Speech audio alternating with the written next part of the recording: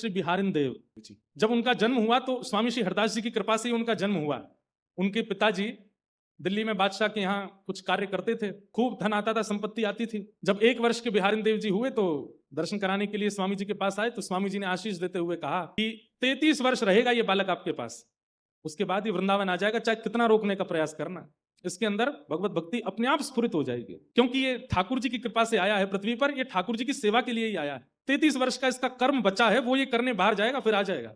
स्वामी जी ने बोल दिया। पिताजी के बाद उनको भी बड़ी नौकरी मिली, खूब धन आदि कमाने लगे। लेकिन एक दिन ऐसा आया, सब जगह से अपने आप मन उच्चाटित हो गया, सब जगह से मन अपने आप हटने लगा। जैसे जॉब छोड़ने का मन होता है तो रेजिग्नेशन लेटर देते हैं, अब हमें जॉब नहीं करनी, हमें छुट्टी दे दो। ऐसे इन्होंने भी बादशाह के यहाँ कहा कि भाई अब हमसे सेवा नहीं हो पाएगी, आप कोई और ढूंढ लीजिए। लेकिन बादशाह बोला आप कहीं नहीं जाओगे, आप मेरे पास ही रहोगे, आपसे श्रेष्ठ मुझे कार्यकर्ता नहीं मिलेगा।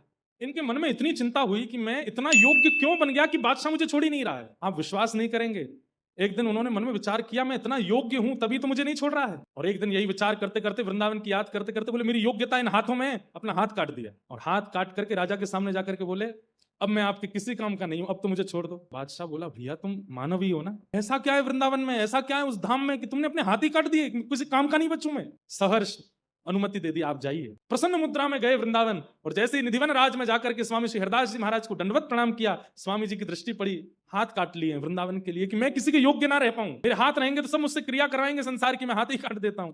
स्वामी जी की जब दृष्टि पड़ी, नेत्र सजल हो गए स्वामी श्री हरदास जी के, और वो अश्रुबिंद ही कृपा के रूप में बिहारिन देव जी के हस्त कमल पर जब पड़ा तो पुनः उनके हाथ प्रकट हो गए। बिहारिन देव जी घबरा गए, बोले जय जय ये हाथ आ गए, राजा मुझे फिरते ले जाएगा। नहीं, ये हाथ अब राजा की सेवा के लिए नहीं आए, अब ये बिहारी जी की सेवा के लिए आए, अब तुम बिहारी जी की सेवा करो।